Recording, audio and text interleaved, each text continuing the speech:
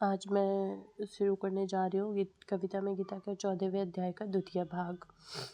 पुण्य कर्म सतयुग सतगुण से हो और जीव स्वर्ग लोक को जाए, अपने कर्मों का भोग वह सुख में भोग पाए।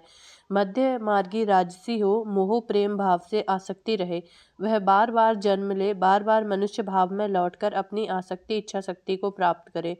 तामस भाव तो न जान पाए इस जीवन की दुर्बलता को, अवसर मिला इस जीवन में वह भी पुनः लौट न मिल पाए। एक जन्म इस मनुष्य भाव में अज्ञान युक्त ही बीत जाए, लौटकर तामस प्राणी फिर कीट पतंग पशु पक्षी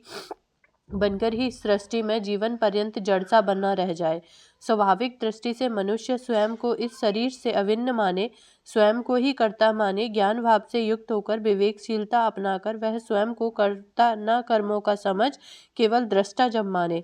सब प्रकृति जनित गुणों को ही गुणों का कर्ता माने, वह केवल दर्शक बन जाए, स्वयं को विलग मान बस इंद्रिय मन इच्छा लालसा से केवल परम तत्व को जान पाए, अपने को निर्गुण निराकार ब्रह्म से अभिन्न माने, सर्वत्र सदा सर्वदा एक ही सत्ता का भाव रहे। हे अर्जुन, वह मेरा ही रूप बन जाए, वह स्वयं मुझे प्राप्त हो जाए, वह इस शरीर के गुणों से परे हो जाए, शुद्ध आत्मा ज्ञान चिंतन से वह इस शरीर की उत्पत्ति का मूल कारण इस जड़ चेतन के संयोग का उल्लंघन कर जाए, वह जन्म मृत्यु वृद्धावस्था के दौर पुनः न पाए, वह दुख मुक्त हो जाए, वह परमानंद को पा जाए। यह सुनकर अर्जुन तब बोला, कैसा स्वभाव, कैसे हो लक्षण, हे प्रभु, सत्य रज तम का अभाव कैसे कर लेता योगी जन, तम से निकलकर रज भाव मिलता, रज से निकल सतगुण पाते, या फिर सत से रज और रज से तमोगुण में वृद्धि पाते। कैसा साधन जो गुण से गुण में ही रह जाए, कर्म भाव हो जाए, कैसा विलक्षण त्रिगुण भाव से दूर हो मन।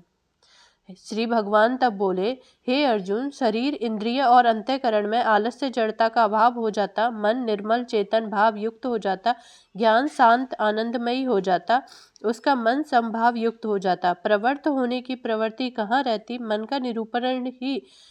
ज्ञानमयी होता, वह निर्मल होता, वह चेतन होता, निष्काम भाव युक्त होकर कर्तव्य कर्म ज्ञानमयी होता, इच्छा आसक्ति से परे होता, वह स्वयं प्रकाश सदृश्य हो जाता, रजोगुण के कार्य रूप काम लोभ स्पर्शा आसक्ति का अभाव हो जाता, कर्मों की प्रवृत्ति होती, कर्मों में संभाव स्थिति होती, मोहनी वृत्ति मन की न रहती, अज्ञान प्रमाद का अभाव हो जाता, सत्य रज तम भाव से मुक्त हो प्राणी विचलित नहीं होता, गुणों को गुणों में बढ़ता देखता, केवल वह एक माध्यम होता, सुख दुख कर्म फल से मन में विक्षेप न होता, वह निर्विकार हो जाता, वह एक रस भाव में रम जाता, निरंतर एक भाव मन में रहता, आत्मा नित्य चेतन है, एक रस सच्चिदानंद स्वरूप है, ऐसा मान वह निर्गुण निराकार पूर्ण ब्रह्म परमात्मा में अभिन्न भाव से स्थापित हो जाता। ऐसे में तन मन से हो रहे कर्मों का वह कर्ता न होकर दर्शक बनकर रह जाता,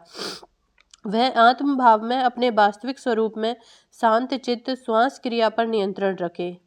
द्वेष अहम लोभ मोह आसक्ति से परे सम रहता, वह स्वस्थ चित्त होता, सुख दुख हर्ष लोक में विचलित न होता, मिट्टी पत्थर सुवर्ण समान भाव दिखते, प्रिय अप्रिय निंदा स्तुति भाव सम लगते, न निंदा सुन क्रोध वह करता, न स्तुति सुन वह प्रसन्न चित्त होता, वह संभाव युक्त सरल चित्त शांति प्रिय रहता, इस स्थूल शरीर का अभिमान नहीं होता, वह मान से राग नहीं रखता, वह अपमान से द्वेष नहीं रखता,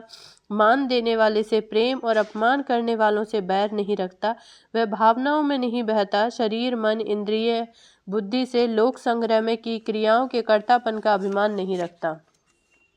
हे अर्जुन, जब तक अंतःकरण में राग द्वेष विषमता हर्ष शोक अविद्या और अभिमान हो लेश मात्र भी विद्यमान, तब तक प्राणी गुणातीत अवस्था में न स्थित कर पाए अपने प्राण धारण करे, जो इन भावों को नित्य प्रति अभ्यास करे अवश्य सफल होगा, वह कर्तापन का अहम स्वयं दूर हो जाएगा। और दूसरा सरल उपाय भक्ति योग भी तू जान, मात्र एक परमेश्वर को तू अपना आश्रयदाता मान, उसे स्वामी परम आश्रयदाता परम हितैषी सर्वस्व मान, स्वार्थ रहित श्रद्धा पूर्वक अनन्य प्रेम भाव में अटल कर उसमें ध्यान,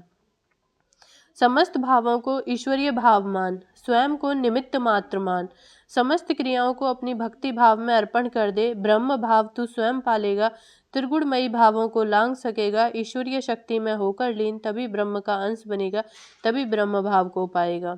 वह निर्गुण निराकार ब्रह्म मुझ सगुण रूप परमेश्वर से भिन्न नहीं, इसी भाव में मैं हूँ। ब्रह्म है, यही सबका आश्रयदाता, यही अमृतमयी नित्य धर्म अखंड एक रस आनंद आश्रय प्रदाता। यही पाने की चेष्टा कर, बार बार चेष्टा कर।